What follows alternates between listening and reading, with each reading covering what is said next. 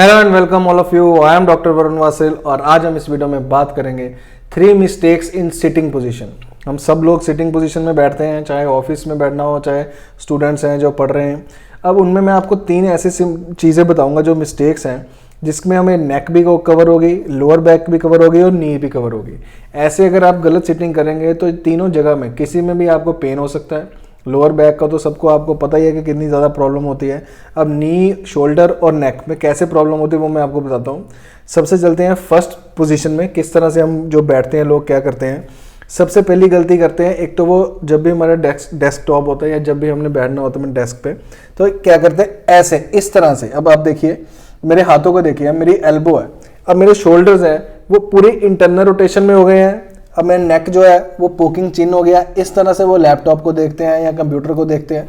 काफ़ी लोग जो है वो इस तरह से इसको ऊपर रेज भी कर लेते हैं, पर फिर भी जब हमने टाइप करना होता है या कुछ लिखना होता है तो वो इस तरह से आ जाते हैं अपने डेस्क पे। अब इस तरह से आने से एक तो जो हमारा नेक है और हमारा जो ट्रेपीजियस है, हमारा अपर बैक जो है वो राउंडेड शेप लेना शुरू हो गया, जिसको हम कहते हैं कि इस तरह से पोकिंग चिन के साथ साथ अपर बैक जो है वो बेंड होना शुरू हो रही है इस तरह से। और साथ ही साथ जो शोल्डर है उस पर जब प्रेशर आता है तो शोल्डर पेन भी शुरू हो जाती है। तो सारा दिन काम करने के बाद जब लोगों को शोल्डर में पेन होती है तो वो कहते हैं मैंने ना कुछ उठाया है, हैवी चीज़ मैंने कुछ उठाई नहीं, फिर भी मेरे शोल्डर में क्यों पेन हो रही है। तो वही रीज़न होता है। एक तो ये ट्रेपीजियस मसल यहाँ से यहाँ तक लगा होता है, उसका पेन है। दूसरा शोल्डर की जो आपने इंटरनल रोटेशन इतनी देर से करवा के रखी है, घंटों घंटों जब आप इस पोजीशन में शोल्डर रहेगा तो आप देखिए ऐसे अगर पोजीशन आपको सारा दिन रखने को बोला जाए तो आप रख सकते हैं? नहीं रख सकते, क्योंकि इसमें जो है वो लॉक्ड पोजीशन हो जाती है इंटरनल रोटेशन में, तो शोल्डर जो है वो पेन करना शुरू कर देता है।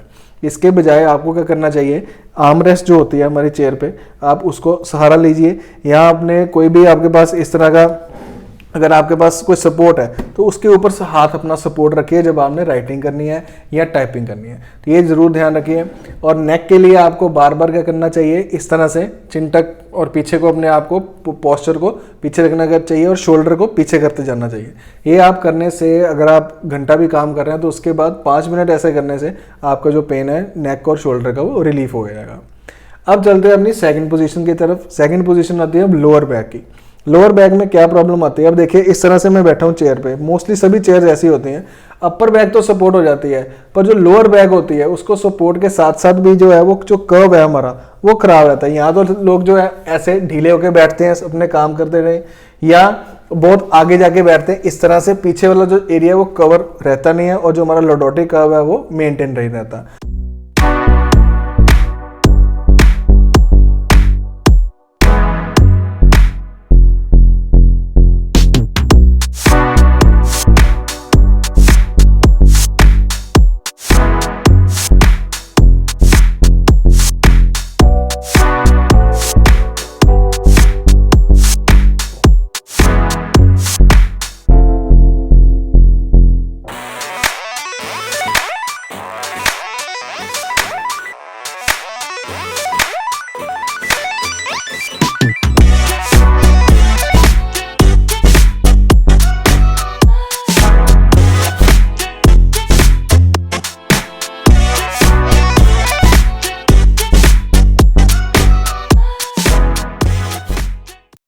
तो लंबर लॉर्डोसिस को, कर्वेचर को स्टेबल करने के लिए हमें चाहिए बैक रेस्ट। अब देखिए ये जो है हमारा ये लंबर कर्वेचर को सपोर्ट करता है, ये कर्व जो है वो बहुत ज़रूरी है।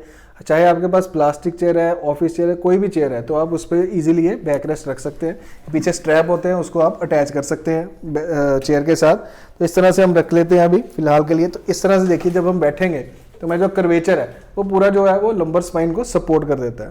तो ये बहुत बेनिफिशियल चीज़ होती है। चाहे आपके पास कार सीट पे रख सकते हैं, ऑफिस चेयर पे रख सकते हैं। इसका मैंने ऑलरेडी एक वीडियो बनाया हुआ है, वो जाके आप ज़रूर देखिए कि किस तरह से आपकी स्पाइन को स्टेबिलिटी मिलती है। क्योंकि जब हमारा कर्वेचर अच्छा होगा तो जब हम जितना मर्जी बैठ के काम करेंगे तो थकावट भी कम होती है और साथ में हमारा जो स्पाइन के मसल्स हैं वो भी स्टेबल रहते हैं। इसी तरह से हमारा इसको आप ऑर्डर करने के लिए नीचे लिखे नंबर पे जाके ऑर्डर कर सकते हैं, या डायरेक्टली हमारी वेबसाइट पे भी जाके ऑर्डर कर सकते हैं।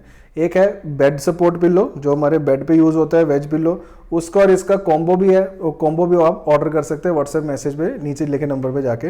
और वैसे भी दिवाली की जो हमारे प्रोडक्ट्स पे सेल आ रही है तो वो भी आप चेक कर सकते हैं हमारी वेबसाइट पे जाके।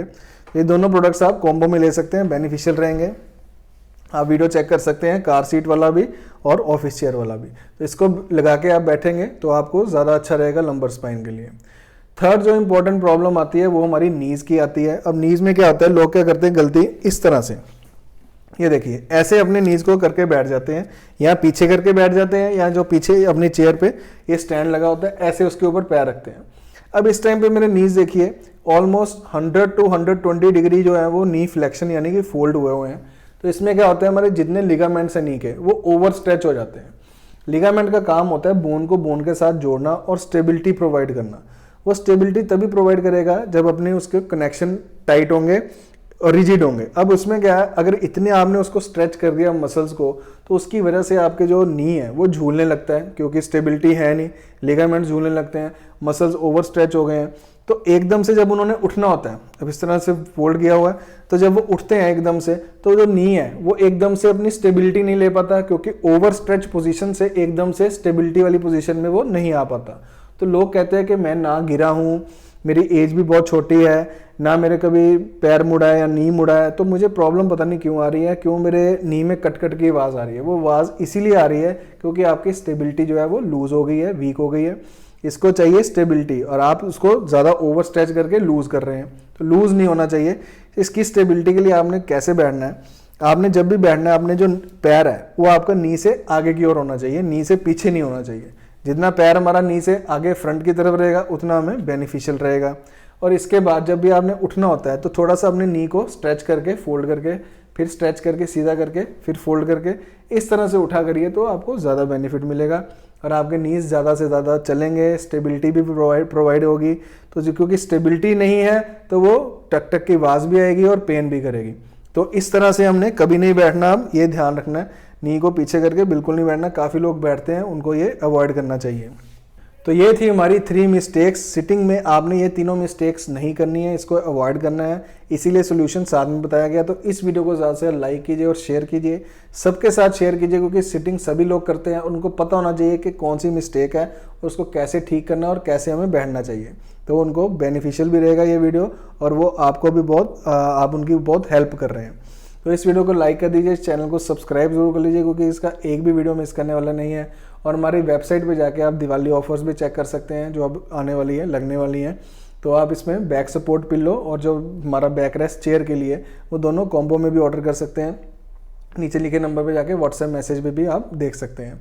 तो इसे लाइक कर दीजिए, चैनल को सब्सक्राइब कर लीजिए। Have a nice day, take care of yourself.